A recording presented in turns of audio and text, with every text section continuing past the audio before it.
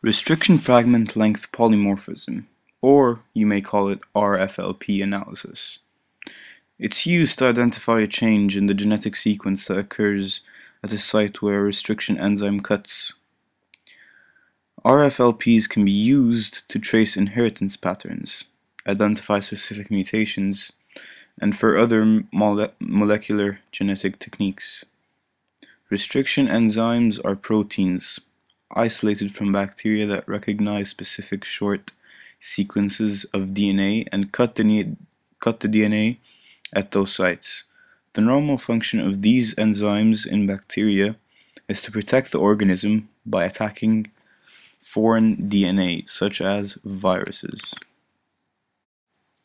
The restriction enzyme is added to the DNA being analyzed and incubated for several hours, allowing the restriction enzyme to cut at its recognition sites. The DNA is then run through a gel, which separates the DNA fragments according to size. You can then visualize the size of the DNA fragments whether or not the enzyme cut the DNA. Short tandem repeat (STR) analysis is a relatively new technology in the area of forensic science. It has been notably identified as genetic fingerprinting. Results from this analysis are more often used in identification of a suspect in a crime. Most of our DNA is identical to DNA of others. However, there are inherited regions of our DNA that can vary from person to person.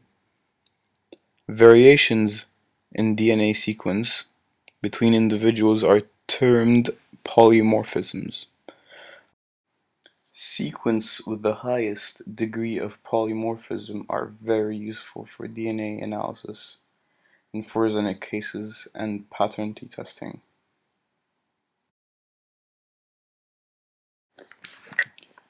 Most results are put into the Combined DNA Index System, or CODIS, for matching purposes. CODIS are an FBI-funded computer database which stores the DNA of convicted sex offenders, or convicted murderers, certain felony offenders, and other criminals. This is Habib Wahir Abdal. The state of the incident was in Buffalo, New York. It happened on May 1st, 1982, and Habib Wahir Abdal was convicted of rape. He was convicted in 1983. He got sentenced 20 to life and he served 16 years. Abdal was accused of abducting a woman and raping her on a nature preserve. Abdal was the main suspect in the investigation, and the victim was informed of this by the police, but still failed to point Abdal out correctly as the man who raped her. There was little forensic evidence linking anyone to the crime.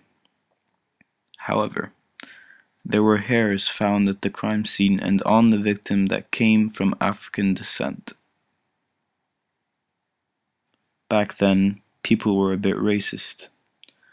Abdal was exonerated in September 1st, 1999, after spending 16 years in jail for a crime he did not commit.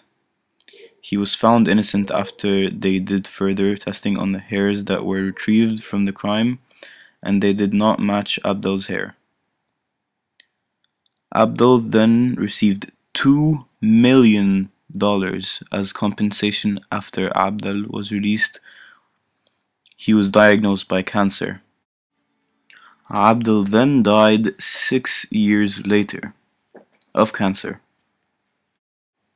Looking at the date of the exoneration, it was before the year 2000.